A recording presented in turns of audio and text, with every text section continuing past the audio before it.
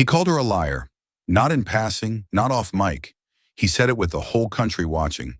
In the middle of a congressional hearing, before cameras, colleagues, and the grieving mother of a child who died in U.S. custody, Trump turned to Alexandria Ocasio-Cortez and said, "That story isn't true. She made it up." She didn't flinch. She didn't raise her voice. She reached into her bag, pulled out a small black USB, and pressed play. What happened next didn't feel like politics. It felt like gravity shifting. The room fell silent, every breath held, and as one voice from a forgotten recording echoed across the chamber, the lie collapsed under its own weight. This is not a documentary, but it is a truth. Not in the transcripts, but in the tension. Not in the facts, but in the feeling of being silenced, then finally heard. This dramatized story is fiction, but the outrage, the courage, and the question it leaves behind, those are painfully real. Because sometimes power doesn't need to scream. It just needs to press play. The marble corridors of the Capitol hummed with anticipation. Somewhere between formal chaos and ritual precision, today's hearing wasn't just another entry on the docket. It carried a strange electricity, the kind that clung to the skin like rising static before a storm. Staffers rushed, camera crews jockeyed for angles, aides whispered names like they were invoking spells. And at the center of the buzz, one name cut sharper than the rest: Ocasio-Cortez. Trump was already seated, his signature scowl locked in place, like a dare etched across his face. He leaned back with the smug ease of someone who thought the show already belonged to him. Around him, his legal team looked rehearsed, their folders color-coded, expressions tight. To their side, Republican allies huddled like storm walls. Yet something in Trump's eyes flickered. Not fear, but calculation. He wasn't here to answer questions. He was here to control the room. And then the doors opened. No entourage, no grand entrance. Alexandria Ocasio-Cortez stepped in alone. She didn't speak. She didn't wave. She just was. And somehow that was louder than any opening statement. Her suit was navy, understated but sharp, and in her right hand, a slim notebook. No theatrics, just presence. Heads turned, eyes followed, even Trump's. The murmurs started at the edges. A junior correspondent in the press gallery nudged his neighbor. "Is this the one about the kid who died?" The other leaned in. "She's going to bury him today. Watch at the back." A congressional aide adjusted his earpiece and muttered into the mic, "AOC just walked in. Tell production to hold the Chiron." Flashbulbs popped. A camera drone hovered with a soft mechanical buzz. On the screen above the room, a broadcast ticker updated, "Live. Oversight hearing on border policy. Representatives Alexandria Ocasio-Cortez versus former President Trump." AOC took her seat. Calm, measured, unshaken. She flipped open her notebook. Its pages were already marked. Highlights, handwritten annotations, a paperclip fastening one loose memo in place. She didn't look at Trump, not yet, but the air between them had already thickened, like the stillness before metal meets stone. One of the moderators cleared his throat. "We now return to the questioning phase. Representative Ocasio-Cortez, you have the floor." She didn't answer. Not right away. Instead, she closed her notebook slowly, looked up, and as the room leaned in, she gave the faintest nod. Not to the moderator, not to Trump, but to the cameras, to the people watching. It wasn't showmanship. It was a signal. "I know you're there. I brought receipts." Trump shifted in his chair. In that moment, everything that hadn't been said yet was louder than anything that would follow. It hadn't even begun. And yet everyone in the room already knew. This wasn't going to be a hearing. This was going to be history. It happened just past the halfway mark, when the room had settled into the rhythm of bureaucratic questioning and the cameras had started panning slower, expecting routine. A witness, a former border agent, was calmly explaining protocol under the previous administration. AOC sat still, flipping through a tab section in her notes. No dramatics, just pages and facts. The agent began referencing an internal memo. A dehydration incident at the El Paso Processing Center, the one AOC had spoken about years ago. He didn't name the victim, but the implications were clear, and that's when Trump struck. "Enough," he barked, leaning into the microphone with the speed of a man who feared the facts were catching up. His voice cracked like a whip across the room. "This is what she does. She makes things up. That child story never happened." The chamber stopped breathing, eyebrows lifted, heads turned. "She's been peddling this lie since 2019, Trump continued, now pointing, not gesturing, but jabbing, at AOC across the room. "There was no dead girl, no water bottle, no cover-up. She invented that to make herself famous. And you all bought it." Even his attorneys shifted uncomfortably. One whispered something behind his hand, likely telling him to back down. But it was too late. The strike had landed. C-SPAN's feed clipped the moment. The Chiron was slow to update, but Twitter had already exploded. "Trump accuses AOC of lying about child's death." AOC didn't blink. She didn't meet his gaze. She didn't look at the press, or her staff, or even the chairman. Instead, she slowly closed the tabbed folder in front of her, one that had, moments ago, held documentation on hydration protocols. A slight pause, and then she calmly opened her notebook again. Somewhere in the gallery, a reporter whispered, "Oh, that was stupid." Another leaned forward, voice hushed and reverent. "He just called her a liar. On record, this wasn't just a procedural disruption. This was calculated, and yet not smart. Because the story Trump tried to erase, the one about a Honduran girl named Mariela, age 8, who died of dehydration after being held in custody for over 24 hours without access to clean water, was not a fabrication. It had a file, a timestamp, a photograph, a whistleblower report, and a mother who had mailed a worn pink bracelet to AOC's office saying, "This is all I have left." What Trump didn't understand, or perhaps what he feared most, was that AOC hadn't brought the story up for political gain. She had buried it for years, waiting not for the perfect moment, but for the right one. And now he had opened the door. Her fingers grazed the corner of her notebook, one section tabbed with red tape. The room hadn't noticed yet, but her team had. The trap wasn't sprung, not yet, but the bait had been swallowed. She finally looked up, her eyes steady, unreadable. Trump smirked as if he'd won something, but something in the silence said otherwise, because no one speaks louder than the one who waits. The room waited. Cameras stayed trained. Lenses focused not on the man who had just thrown the accusation, but on the woman who hadn't yet answered. AOC didn't move. She sat there, poised, still, untouched by the firestorm Trump had tried to ignite. One hand on her notebook, the other gently resting over a folded piece of paper, barely visible beneath a stack of reports. Her face didn't harden. Her brow didn't flinch. And that, more than any outburst, unsettled the chamber.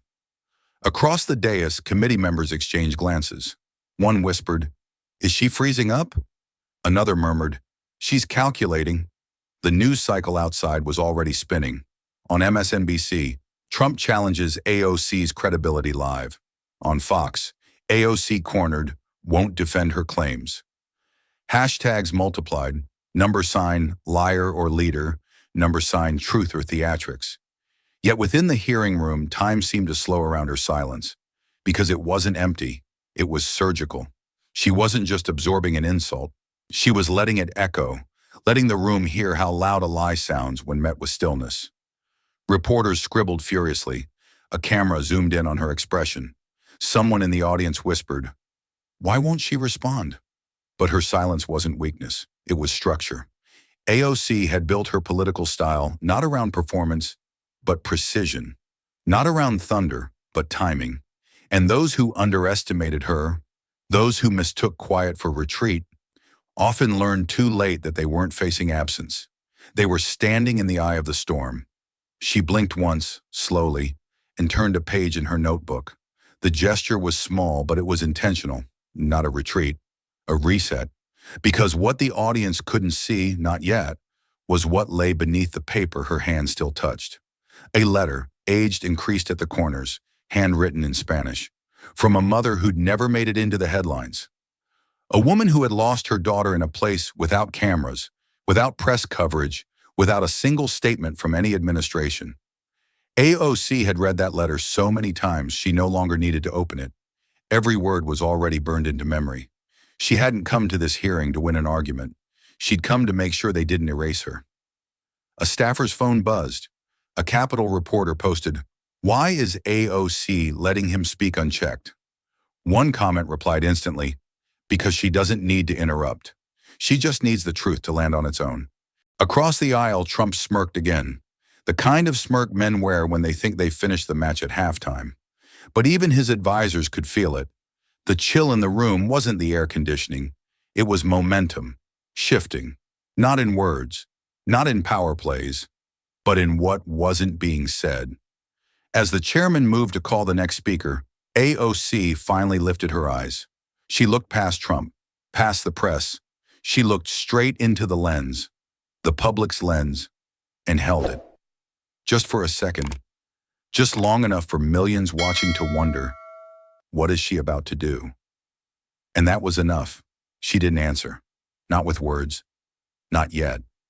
The door closed behind her with a soft click, but the tension followed her in like a shadow.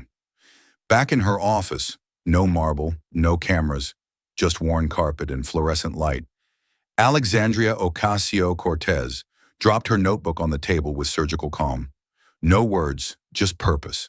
Her team stood in a half circle, 3 aides, 1 policy advisor, and her chief of staff. All eyes on her.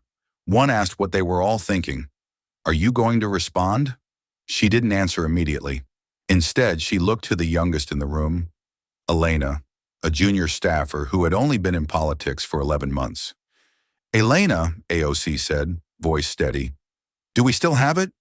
Elena blinked. "The tape?" AOC nodded once. The room shifted. They all knew what she meant. Months ago, maybe a year, it was hard to track time when the news cycled like a tornado. A former DHS contractor had called her office from a blocked number. The voice was nervous, Midwestern, low. "I don't want to be a hero. I just don't want to be a coward anymore." He had forwarded an encrypted file. No demands, no threats. Just a clip. He'd warned them not to use it unless it mattered. Unless someone powerful tried to erase what had happened in El Paso. Now someone had. Elena opened her laptop and began typing, fingers trembling only slightly. "I'll check the archive.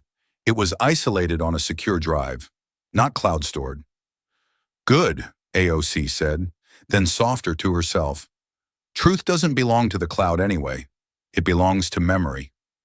Her chief of staff leaned forward. "If we use it, it'll become a national storm. If it leaks before we're ready, they'll call it doctored." "We won't leak," AOC replied. "We'll deliver." She moved to her desk and pulled out the red folder, the kind only she touched. Inside, handwritten notes, timeline breakdowns, a copy of Mariella's death certificate. She'd kept it buried because the story didn't need a spotlight to be sacred. But now the lie had been shouted into the chamber, and silence wasn't protection anymore. It was surrender. One aide hesitated. "Are we sure it's still admissible? Chain of custody might be questioned." She looked up. Chain of custody doesn't matter to mothers. It matters to memory. To the people who think that if no one speaks, then nothing happened. Outside, the Capitol lights glared through the blinds, washing the room in the artificial clarity. AOC stood still, the kind of stillness that doesn't come from fear, but from choosing your next move with care, like placing a stone in a flood. A buzz. Elena looked up from the laptop. "I found it." Silence. AOC walked over, pressed play. A man's voice filled the room, crackled and worn, like a confession whispered across time. "I told them she was dehydrated. They said not to file it. Just move her. Just move the body. No music, no emotion in the tone. Just resignation." No one in the office spoke. AOC reached forward and paused the clip. "Okay," she said. "Get it ready." Someone asked, "For when?" She looked out the window. The dome glowed like a silent judge. Not now, but soon, when the country is watching. And they would be watching, because now there was something worth hearing, something no denial could shout over. The air in the room didn't move. Not even after the recording stopped.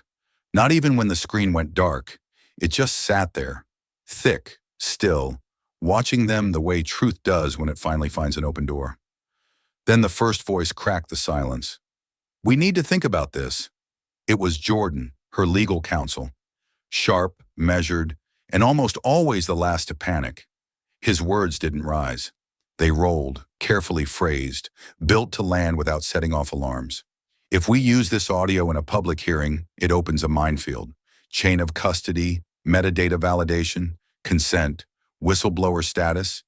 If they call it retaliation, the whole message collapses." AOC didn't respond immediately. She didn't need to. That was part of her rhythm, letting worry speak first so intention could follow. Another aide chimed in, softer.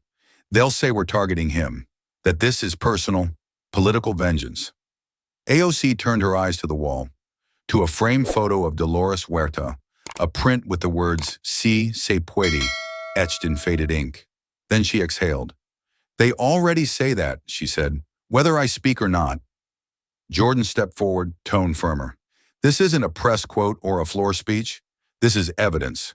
If we present it wrong, too early, too raw, it can be thrown out. Worse, it can backfire. You'll look like someone using a child's death to score points." "And if I stay quiet?" she asked. He didn't answer. Her voice didn't raise. But something in her words pulled tighter. "If we, the ones who know what happened, sit back because we're scared of looking political, then we're just outsourcing justice to the ones who aren't scared to lie." The team fell still. There it was, the line between caution and cowardice, between political strategy and moral clarity.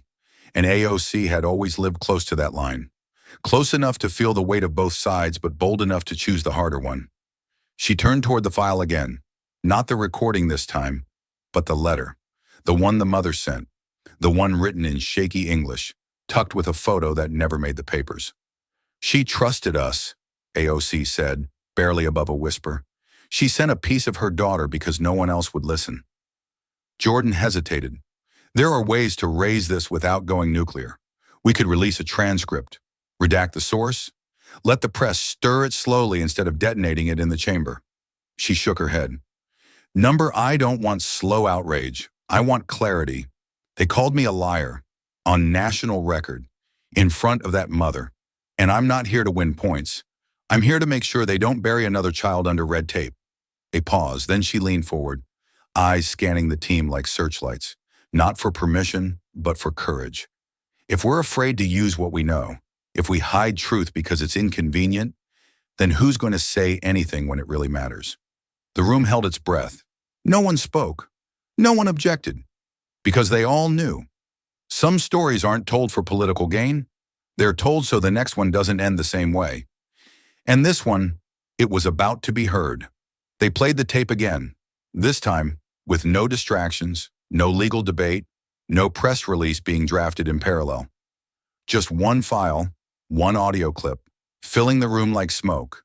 Thin at first, then impossible to ignore. It began with rustling, faint, the kind of sound that tells you the speaker didn't know he was being recorded, or didn't care. Then the voice, male, middle-aged, familiar in a way that made everyone sit straighter, not because of recognition, but because of tone. This was not a voice confessing.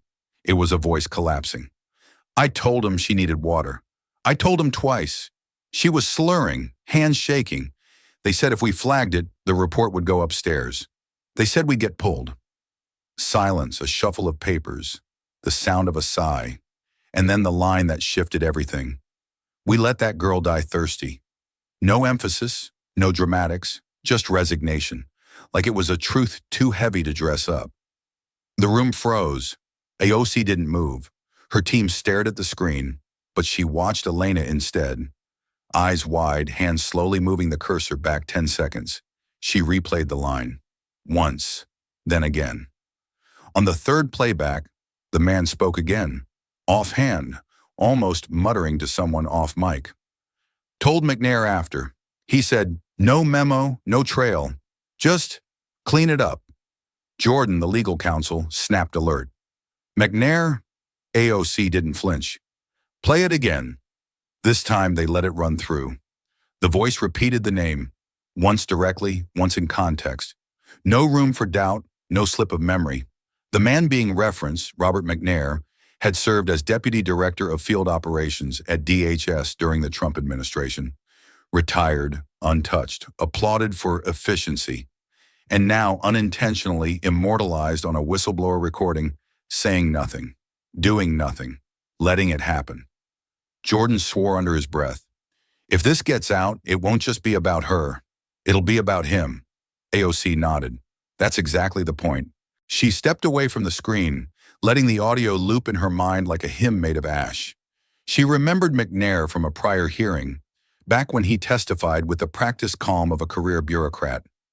Same man who once told her, "We process thousands a day. Some outcomes are unfortunate." Now she knew what he meant, and this time there was a timestamp. "This is the match," said one aide, voice shaking. "This isn't just political anymore. It's moral." Elena turned in her chair. "Are we really going to name him? Directly?" AOC looked at her, not sharply, just long enough to say, "You already know the answer." "He named himself," she said, when he stayed silent.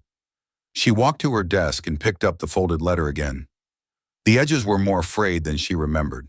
The ink smudged, but one word always stayed clear. Agua. She turned to her team. "We don't need to scream it. We just need to let them hear it." Someone whispered, "It's going to change everything." She shook her head. "Number. It's going to reveal what's always been there. They just didn't want to look. And now they wouldn't have a choice."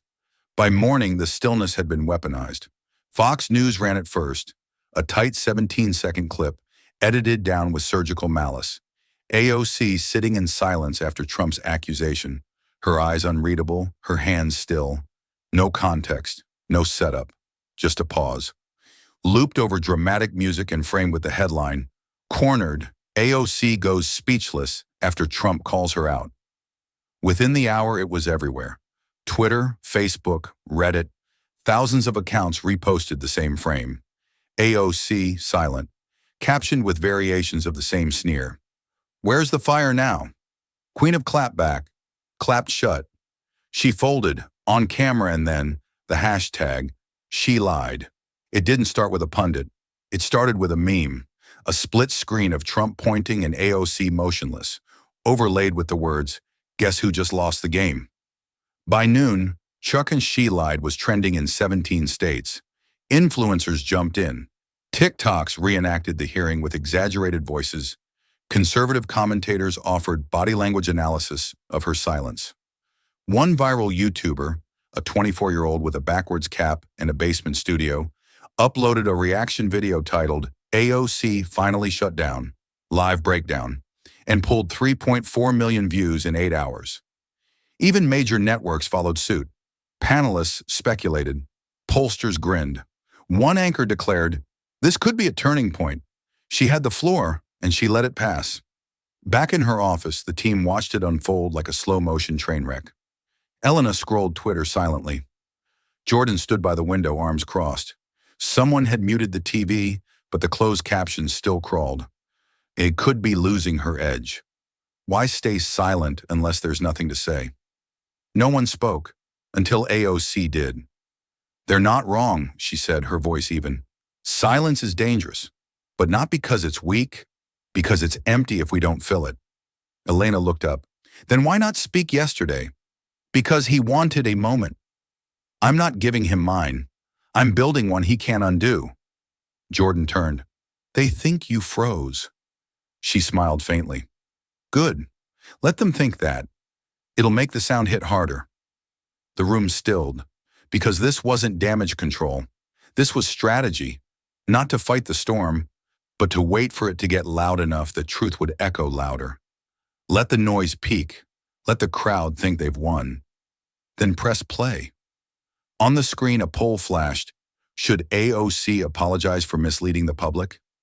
63% said yes. A staffer cursed under their breath. "They're turning on her." AOC tapped the edge of her desk 3 times, not out of frustration, out of calculation. Then she said almost to herself, Let them turn. That's what tides do before they crash. Outside, the hashtag raged on. But inside, the real story wasn't a hashtag. It was a USB.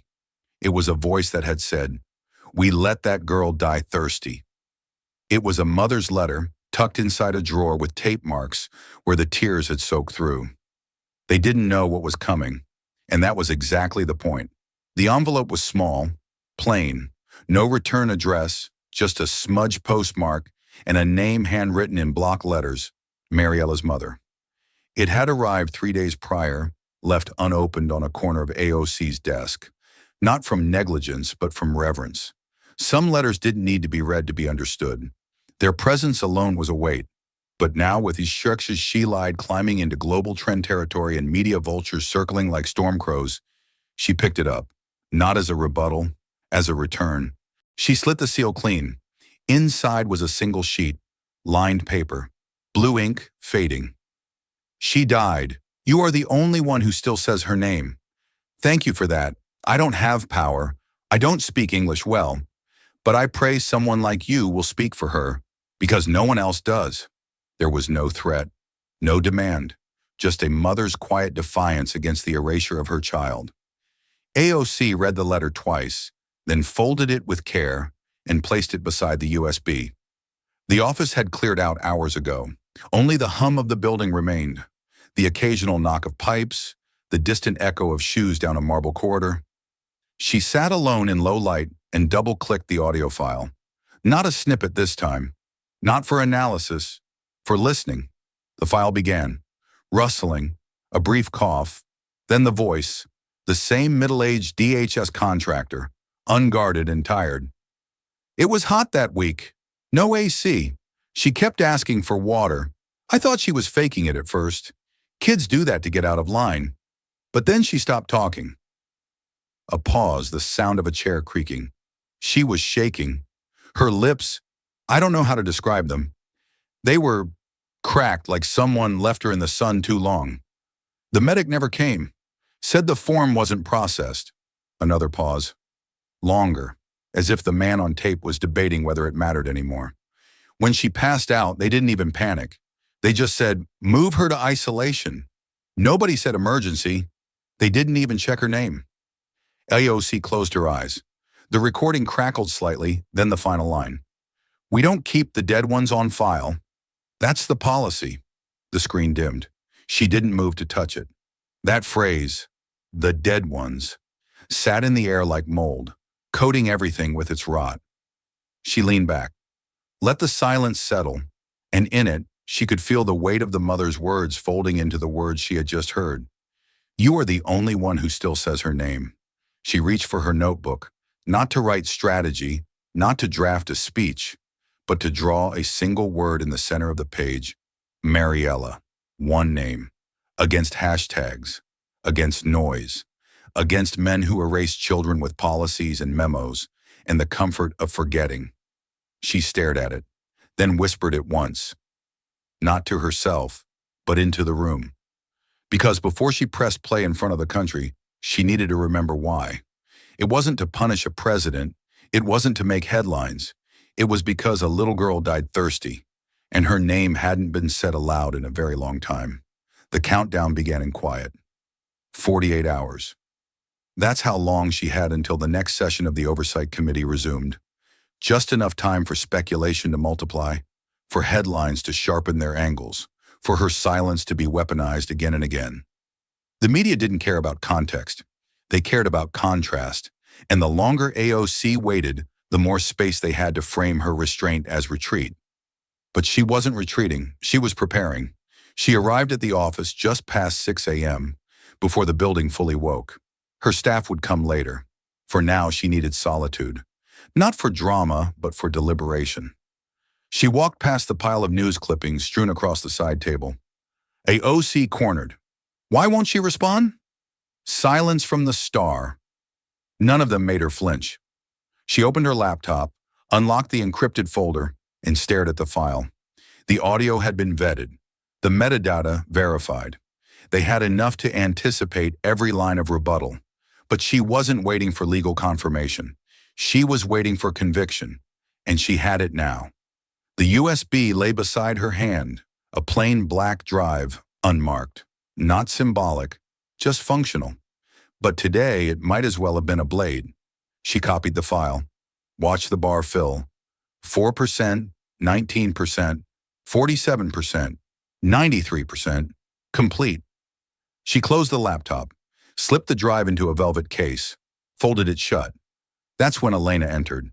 The young staffer stopped short, surprised to see her already there. I didn't know. I couldn't sleep, AOC replied.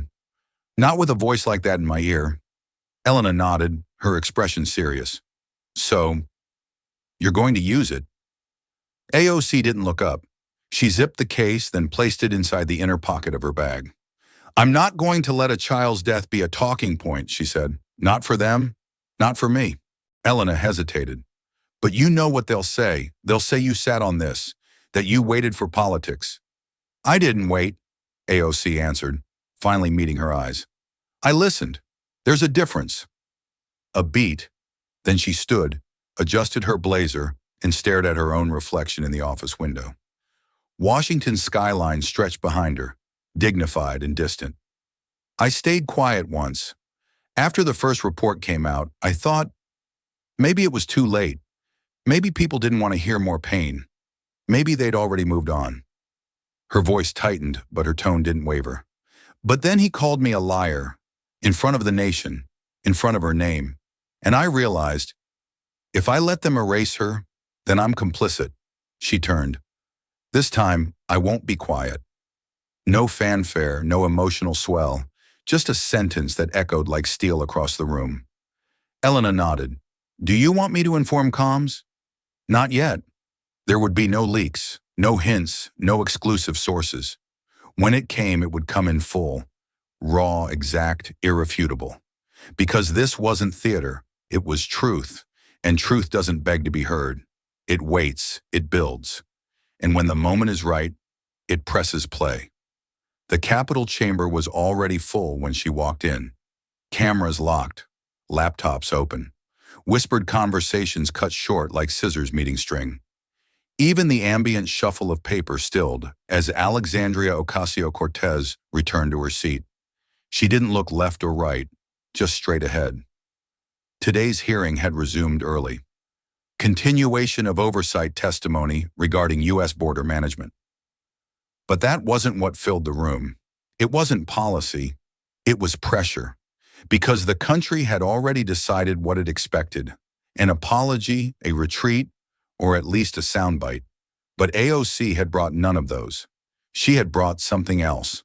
Trump sat in the same chair as before. Arms crossed, chin slightly tilted in that same practiced posture of defiance. The smirk from last session had returned. The kind that wasn't real confidence, but muscle memory. He expected a speech. He expected emotion. He expected to dominate the air, the way a storm expects the sky to stay quiet. But storms forget. Lightning strikes upward, too. The chairman opened the floor. Representative Ocasio-Cortez, you may proceed. She stood. Her voice was calm, no tremble, no fire. But something in it carried an edge that hadn't been there before. Not louder, just sharper. Like a blade that knew it no longer had to be hidden. I was called a liar in this room, she began. Not in passing, not out of context, but with intention and with full awareness of what that word can erase. Silence. She didn't look at Trump. She didn't need to. I won't respond with accusation. I won't meet denial with theater. Instead, I ask unanimous consent to submit an audio file into the committee record. A recording from a former DHS official. Whispers erupted. One Republican aide leaned into his phone.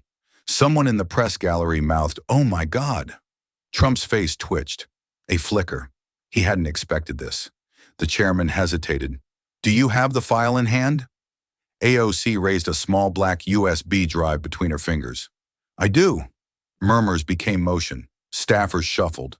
Legal aides sat up straighter. The chairman cleared his throat. Any objections? None came. Permission granted.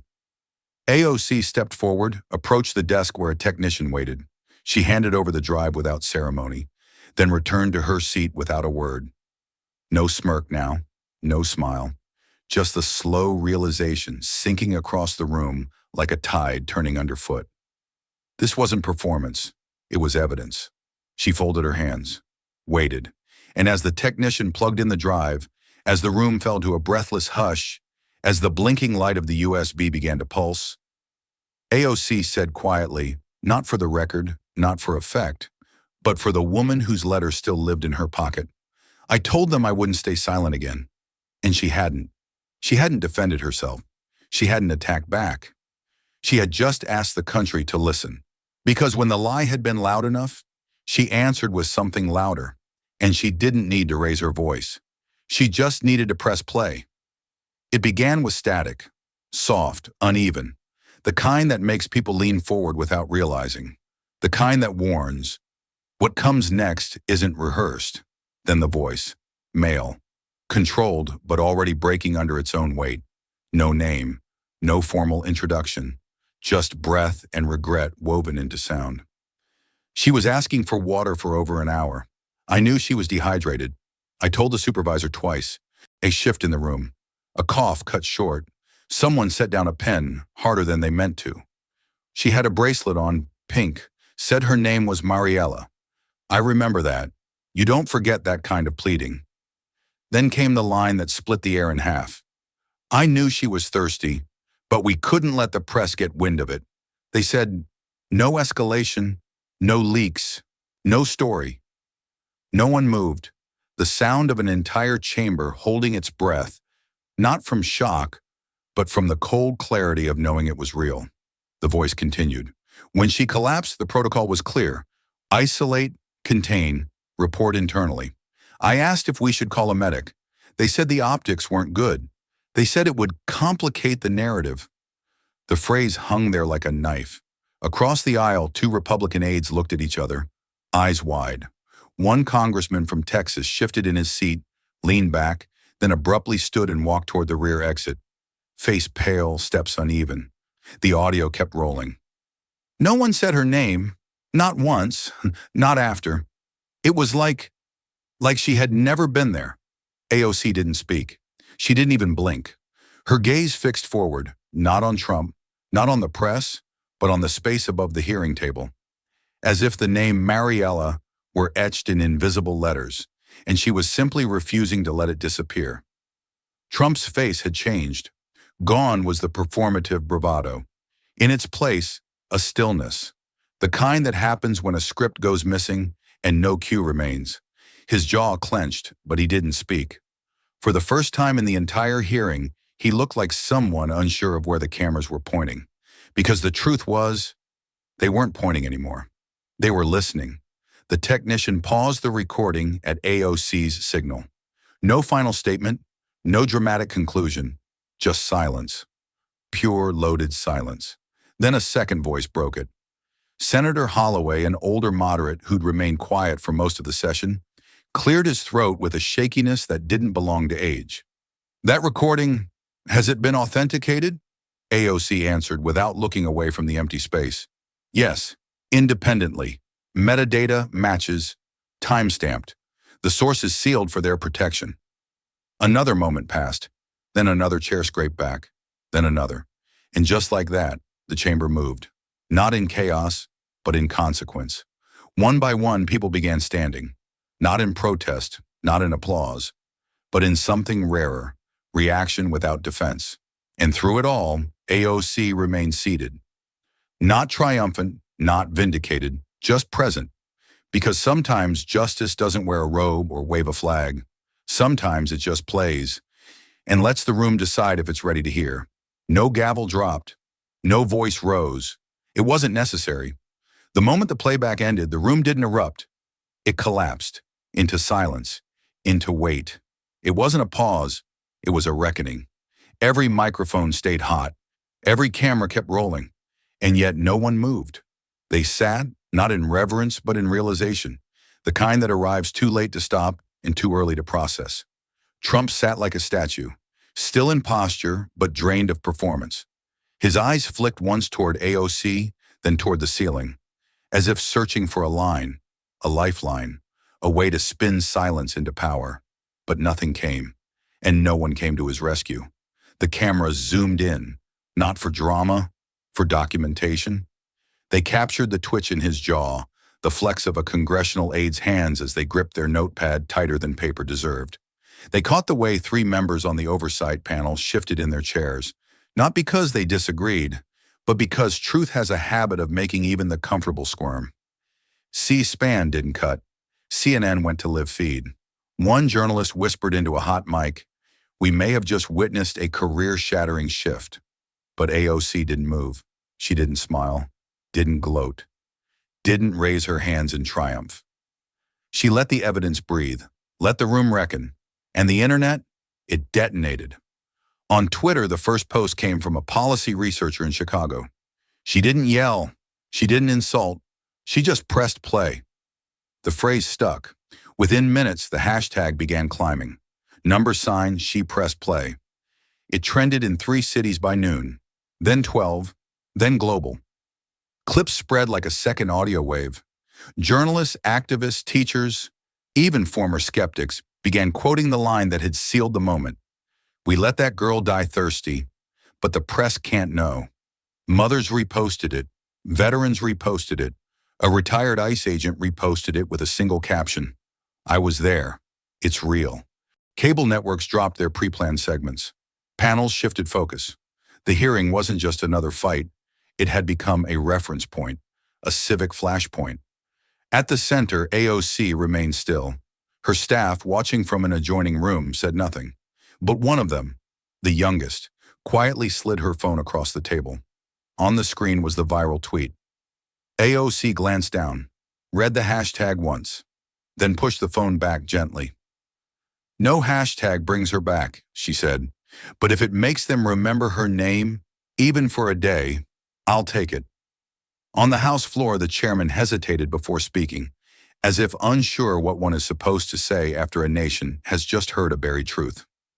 "We will enter the file into the record," he managed. She nodded. And just like that, without flourish, without sound bites, the chamber reset. Not to normal, not to politics as usual, to something heavier. And for a moment, maybe a minute, maybe a breath, there was no division, just the echo of a voice that should have never needed a USB to be heard. She hadn't shouted, she hadn't fought back. She had simply pressed play. And now the country had heard it too.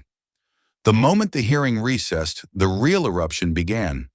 Not in the chamber, but across airwaves, algorithms, and home screens nationwide.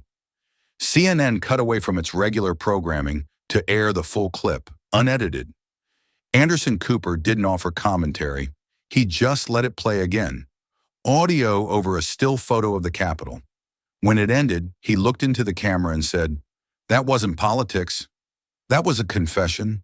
Then silence for 8 full seconds. Just the weight of the tape settling across the nation. MSNBC followed suit, anchoring a segment titled "Truth Without Permission," the tape that shook the chamber. Commentators called it unprecedented. Others called it overdue. On Twitter, the # she pressed play hashtag hit the top global trend. Not in one region, everywhere. But it wasn't just trending, it was evolving. Users began sharing articles from 2019, buried reports, photos of the El Paso facility. A tweet with a faded photo of a little girl in a pink dress gained 2.7 million likes in 5 hours. Captioned simply, "Her name was Mariella." Say it. TikTok took a different angle. Creators stitched AOC's still face with the voice from the tape. Some set it to music. Others used silence as soundtrack. One video, just text over black screen, read, "The loudest thing in Washington this week was her silence." Even TikTok's younger users, many of whom hadn't followed the original case, began tracing it backwards. Videos popped up explaining the DH's timeline, the documented deaths in custody, the broken water systems in holding areas. The internet, fragmented, chaotic, started doing something rare, remembering. Of course, not all reactions were reverent. Fox called it a political stunt.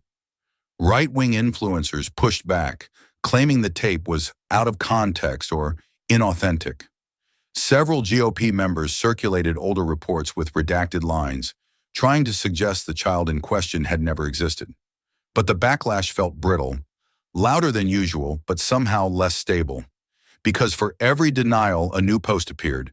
A teacher reposting the audio with a caption, "I played this for my civics class today," they cried. A former border agent quote tweeting the tape, "I saw what they're trying to erase. She didn't lie." A nurse commenting, "This is why we document everything, because power always tries to forget the inconvenient." News sites scrambled to catch up. Op-eds rolled out within hours, from both sides. Some questioned the ethics of airing the tape. Others defended AOC's timing. But what united nearly all the headlines was one fact. The country wasn't debating if it happened anymore. They were debating what to do about it.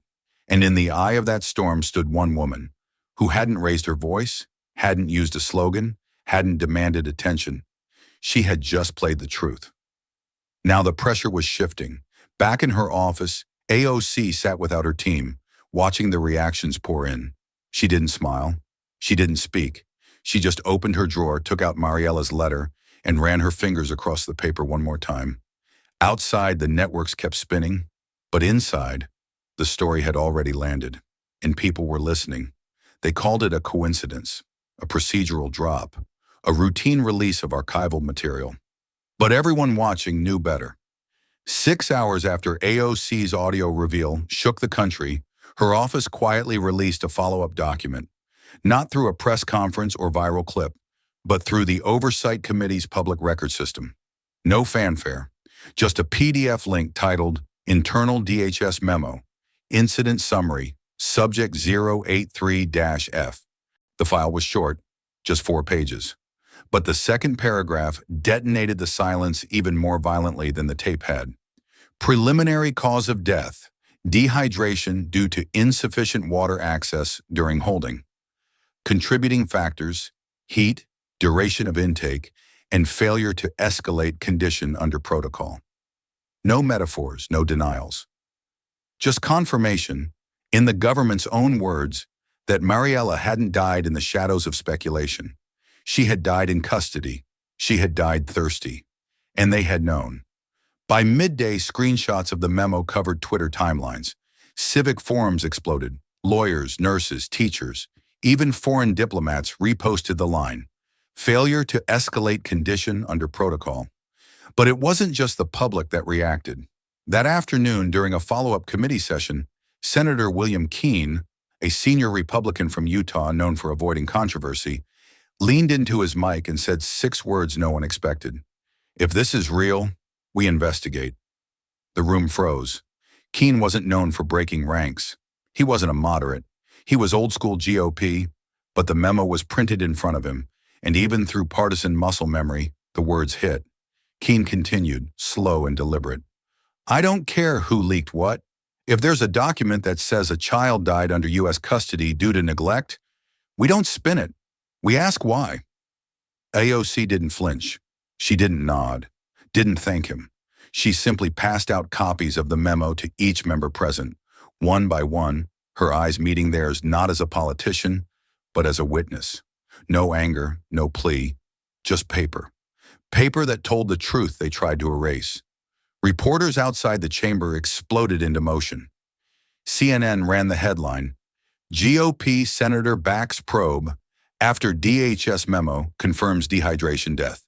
MSNBC called it "the moment the firewall cracked." And on TikTok, the document became a trend of its own. Creators reading the memo out loud, voices trembling, then fading into the sound of running water. In some corners, denial held firm. Conservative blogs insisted the memo was incomplete. Some claimed the DHS official who wrote it had retired early and was biased. But the authenticity was confirmed.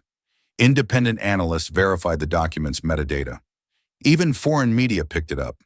The Guardian, El País, and Le Monde ran front-page summaries of the memo's wording.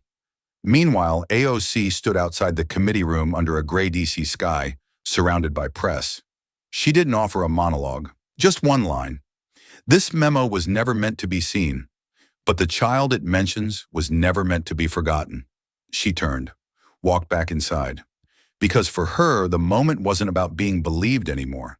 It was about making sure the record, the real record, didn't just exist in digital archives and silent inboxes.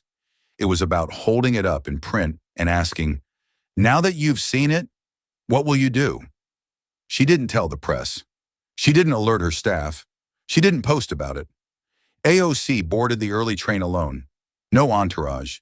Just a small envelope in her coat pocket, one containing a single photo and a handwritten name. The address was on the back. Scrawled in blue ink, half faded from time. When she arrived at the small duplex outside Laredo, the woman opened the door before she could knock. Not from anticipation, from instinct. Mothers know when something unfinished is on its way. They didn't hug, not immediately, not out of coldness, but because grief doesn't follow protocol. It waits until the silence has built a shelter. Then it sits down and makes itself at home. Inside, the house smelled like coffee and something warm. A blanket rested over the arm of a worn sofa. A drawing hung crooked on the fridge. Bright markers, childlike lines. The name Mariella scribbled in the corner. The woman motioned for her to sit. No translator, no reporters, no prepared statement. Just two women, two witnesses. AOC didn't start with politics. She didn't even start with the tape. She started with the letter. I received your words, she said gently, unfolding the page. I carry them with me. The woman nodded, her hands folded in her lap, fingers tense. Then without prompting, she said, I watched it. The recording AOC inhaled, held it. You recognize the voice? The woman didn't blink. See? SL. It's him, not a question, not a doubt. Just the weight of memory arriving like thunder. He was there, the tall one. He saw her. Her voice cracked, not from volume, from exhaustion. He told me she'd be fine. He said she just needed a rest. A pause. AOC didn't interrupt. She didn't need rest, the woman whispered. She needed water. The room held its breath. Then she pointed toward the drawing on the fridge. She made that the day before we crossed. She said, when I come back from America, I want to be a teacher. AOC stood slowly, walked to the fridge. She stared at the colors, pink, blue, green, a sun with a smiling face, two stick figures holding hands. Underneath, in small, shaky lettering, Mama plus yo. She turned back to the mother, voice low. Her story changed everything. The woman shook her head. Her story already happened. You change what comes next. They sat together then. No speeches, no talking points, just silence that meant something. Before she left, AOC reached into her pocket and pulled out the USB. She didn't offer it. She didn't play it. She simply placed it on the table. Not for proof, she said, but in case you ever want to hear it in your own time. The woman didn't touch it, but she nodded. Outside, the wind had picked up. The street was quiet. Before stepping off the porch, AOC turned back and said softly, she wasn't lost in the system. She was buried in it, and now she's back. The door closed gently behind her. She didn't take photos. She didn't tweet.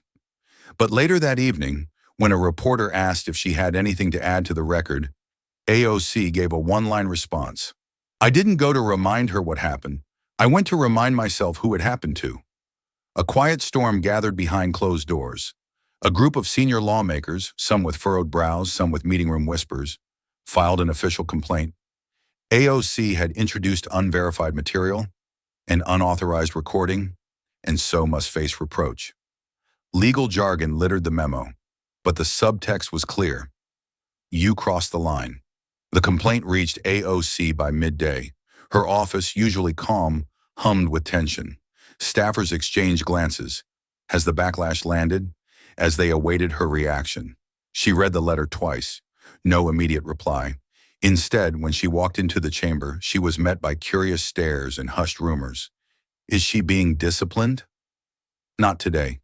They scheduled a motion to censure her, a hearing about her recent choice, bringing in whistleblower evidence, a procedural game with real stakes, fine, rebuke, potential exclusion from committee privileges. The room filled with that old Capitol feeling, prestige creased with tension. Cameras trained, pens paused mid-note, and one reporter muttered, "They want her silenced for speaking?" Minutes later, her opponents took the floor.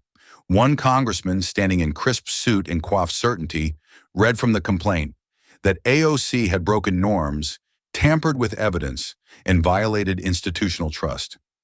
Each word was a calculated jab, but beneath the veneer of procedure, there simmered a recklessness, questioning not just her method, but her right to expose truth itself.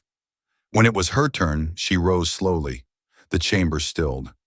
She didn't brandish the Constitution like a banner. She looked around, at faces that wanted answers, at corners where journalists leaned forward, waiting for a spark. "Thank you," she began, not with defiance but with an unshakable calm. Under Article 1, Section 6 of the United States Constitution, it's explicit. For any speech or debate in either house, members shall not be questioned in any other place for their words and actions. The framers believed that truth must never be muzzled by fear, by politics, by power. She let that land. "I brought evidence," she continued, "not to play politics, but to protect a child's name. The truth belonged to Mariella. The only crime would have been letting her story vanish." Eyes flicked across the room. Her voice stayed steady, but behind it lay years of preparation, of turning documents into destiny, of knowing that when the rules are used to stifle justice, those same rules can and must set it free. "They say I broke norms, but norms sometimes protect those in power. They say I used unauthorized material, but the Constitution grants us latitude to raise evidence without being silenced." Silence followed her words, then a soft click. Click. A reporter's camera shutter. AOC wasn't raising a flag. She was quietly unfurling one. That no institution, no rule book, could hide the truths that demand our attention. One congressman tried to speak over her, invoking technicalities, but she held up a hand, not to silence, but to redirect. "We are at our best when we question power. We dishonor those who died unnamed when we allow cover-ups. The law protects speech. The law protects debate. But above all, it should protect our duty." She returned to her seat without a flourish. Cameras didn't cut away. Microphones stayed alive. Everything tilted toward the motion's deliberation. Seconds passed. Then the gavel. The motion was defeated, not by party line, but by principle. Enough lawmakers stepped back, unwilling to censure someone for bringing proof instead of hiding it. The rebuke failed. In the press gallery, an anchor said to the mic, "A stunning rebuke to the attempt to punish speech. A real moment for the First Amendment." In the hallway afterward, a staffer stopped AOC. "You saved it," they said. "You saved your rights." She tucked her notes and replied softly, "We saved the right to speak the truth. Because sometimes the battle isn't about how loudly you shout, but about refusing to stay quiet when it matters most." And even in defeat, silence wasn't her undoing. It strengthened the reply. The chamber had tried to push silence as punishment, but AOC just ripped the hush into the open and showed that truth still finds its voice. The room wasn't full, but it felt heavy. AOC rose slowly. This time, no file in her hand, no USB stick, just words and a choice. "Mr. Speaker," she began, her voice calm but carrying, "I rise today not in anger, but in duty." The floor stilled. "I have been called many things in the past week. Reckless, disrespectful, a liar." Her eyes scanned the room, not in challenge, but in clarity. "I am not the first woman to be called a liar for carrying the truth." A few members shifted. One looked down at their phone. Another pretended to scribble a note. "But I will not be the last." She took a breath. "They called Rosa Parks disruptive. They said Cesar Chavez fabricated pain. They told whistleblowers across the generations, stay quiet, wait your turn.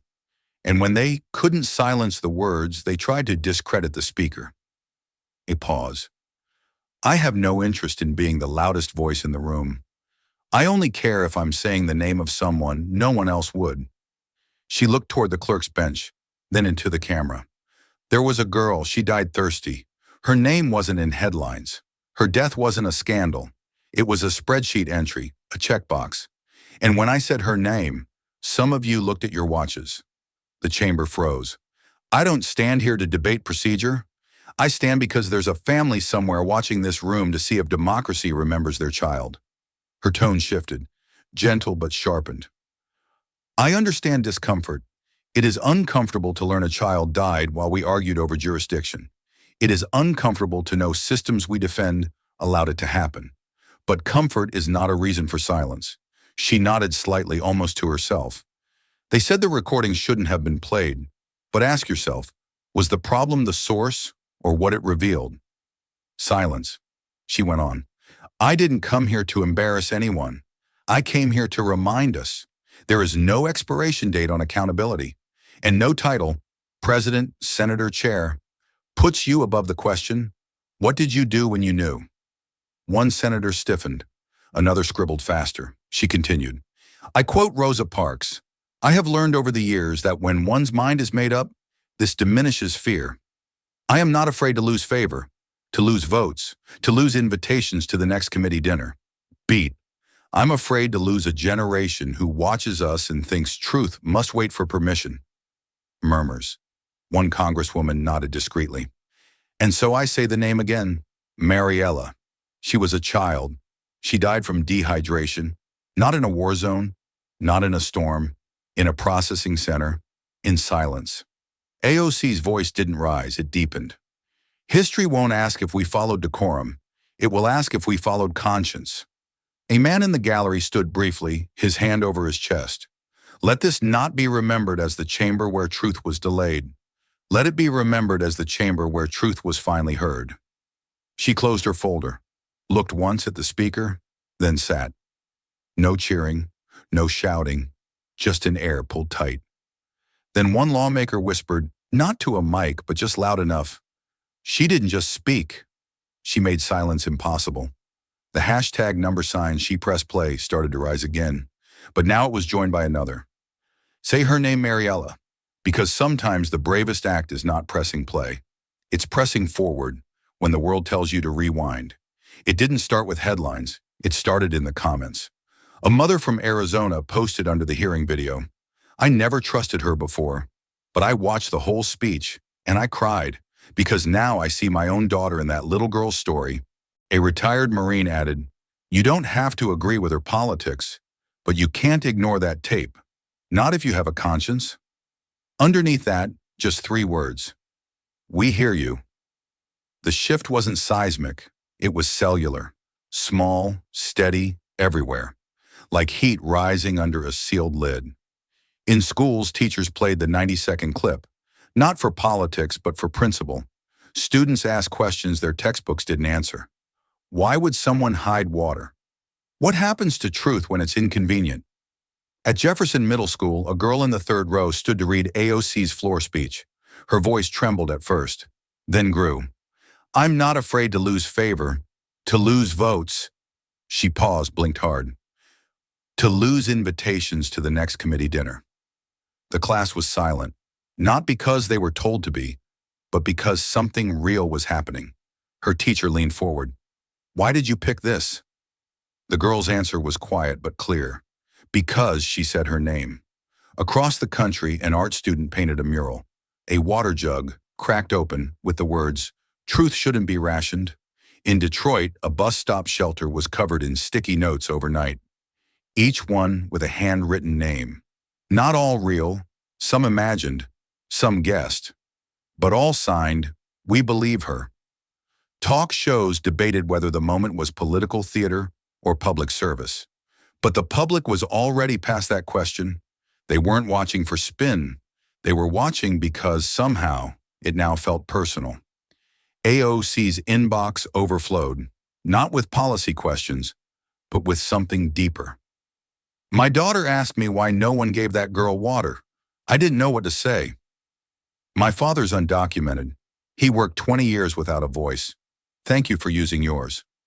Today I told my son that courage means doing it anyway, even when they boo. And then came one envelope, no return address. Inside, just a child's drawing, a heart made of water droplets, and 3 words, don't stop talking. In the Bronx, a church lit candles, one for every minute the child had waited for help, based on the timeline. There were 84 candles. Outside that same church, a volunteer pinned up a banner. Justice doesn't knock twice. You have to answer when it's there. Meanwhile, one radio host said the quiet part out loud. If that audio had been leaked by anyone else, it'd be dismissed. But because it came from the floor, because she stood there and said everything anyway, it hit. Not everyone agreed with her, but fewer were dismissing her. In a community college civic class in El Paso, a debate broke out about whether AOC had violated decorum.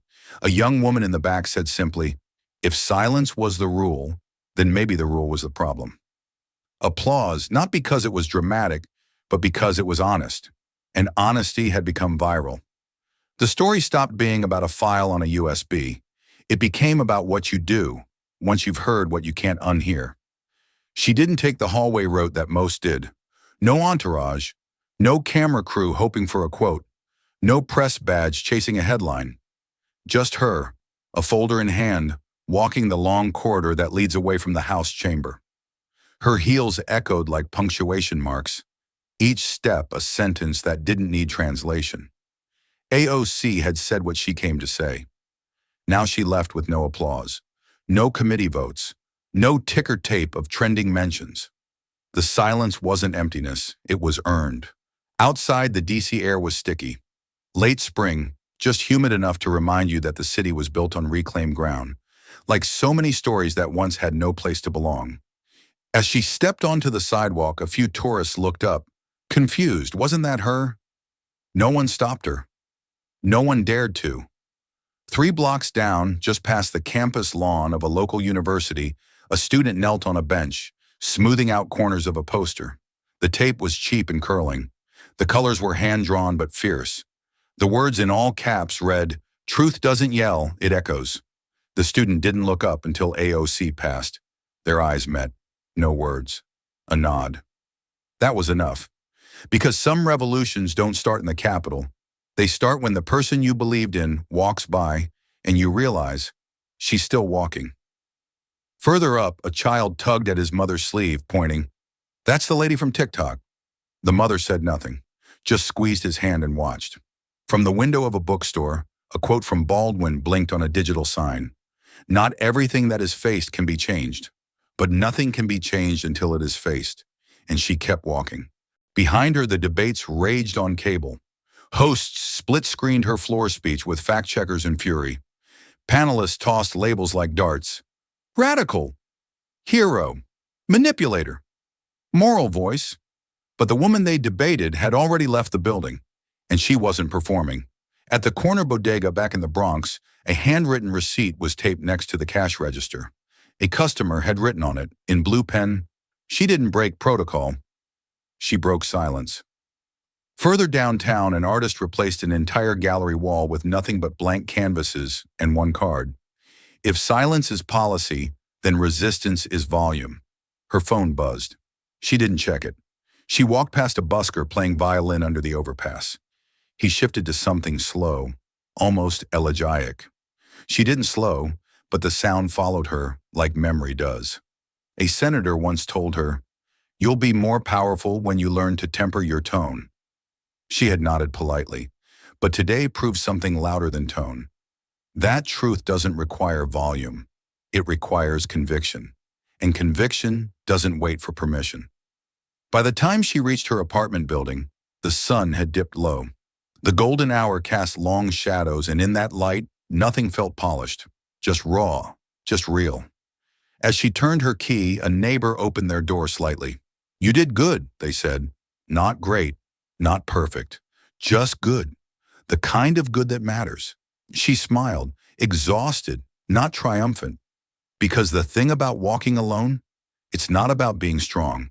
It's about being willing to speak, to press play, to walk when silence would have been safer. The room was quiet now, not Congress, just her apartment. No aides, no calls, no cameras waiting to dissect her next move. Just a desk, a lamp, and the same black journal she'd carried for years. Pages lined with policy drafts, quotes she never tweeted, names of kids whose stories never made it into headlines. She opened it to a clean page. No date, just silence, broken only by the sound of her pen. I don't need the last word, she wrote. I don't need applause. I don't need to argue with men who never learned to listen. I just need to press play. The sentence sat there, not angry, not dramatic, just true. She underlined it once, then reached for the small black USB, the one with the silver scratch down the side, the same one that had carried a whisper across the house floor and shattered the air with 6 words. But we can't let them know. She had no intention of keeping it. This wasn't a souvenir. It was a record, a thread in the fabric of accountability. She walked across the room to the small cabinet she rarely opened. Inside, policy binders, ethics rulings, her original house ID, a photo of her in her abuela, and one empty drawer. She slid the USB in. Above it, she affixed a label in clear block print, Exhibit 1 for America. Not for Democrats, not for the resistance, not against Trump, for America. Because truth didn't belong to a party, and this wasn't her evidence anymore. It was the country's. She closed the drawer gently, then taped one last note to the outside, its corners sharp, the handwriting deliberate, not for revenge, for remembrance. In the morning, the Capitol would stir again. Networks would spin, committees would posture, analysts would guess what she'd do next. But tonight, she wasn't plotting. She wasn't responding. She was writing. On the same page, she added one last line. Some fight with microphones. I fight with memory. She stood, stretched, and glanced at her phone. 47 unread texts, 6 voicemails, and a trending tag she hadn't invented. She pressed play. But tonight she wouldn't reply. She turned off the light, letting the glow from the window spill over the desk, over the journal, the pen, the quiet. In the distance, the city hummed. Sirens, engines, the buzz of a nation, restless with questions. But here there was only stillness, because change doesn't always roar. Sometimes it just persists, pixel by pixel, line by line, story by story. And truth? It doesn't vanish when ignored. It waits. And when someone presses play, it echoes, even in silence, even when no one is watching, especially then. The bell rang, but no one moved. Not in this classroom, not today. Sunlight streaked across the chalkboard as desks formed a loose circle. High school juniors, some still rubbing sleep from their eyes, others already burning with debate, stared at one another like they were on trial. The prompt on the projector read, "Can silence be more powerful than speech?" Hands shot up, voices overlapped. One girl stood, quoting the First Amendment. A boy countered with Malcolm X. Someone brought up AOC, the USB, the hearing, the line that split the country. Another student opened a printed quote, "Truth doesn't yell, it echoes." Someone else whispered, "That line should be in our textbooks." The teacher, a man in his 50s with sleeves rolled past his elbows and a pen tucked behind his ear, raised a hand for calm. He didn't shout. He just waited. And slowly the room fell still. He looked at his students, future voters, future leaders, maybe future witnesses to their own moment of truth, and said, "You don't need to speak first to be heard. You just need to be the one who doesn't walk away." It landed like a gavel. A girl in the back took out her phone and typed it down, not for TikTok, but for herself. Another nodded, her eyes fixed on the poster in the corner of the room, one they'd made together weeks earlier. She pressed play. They hadn't needed to say her name. They all knew who it meant, because the hearing wasn't just a viral moment, it was a mirror. It had forced a generation to ask, what does integrity sound like? What does it cost? Who pays for silence? Who gets punished for the truth? And when the girl died thirsty, it hadn't just broken their hearts. It had forced them to ask what kind of country lets that happen and buries the file.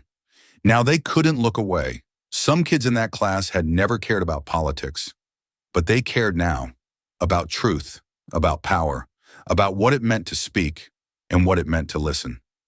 The teacher walked to the back of the room where a new bulletin board had gone up. It wasn't decorated with test scores or essays.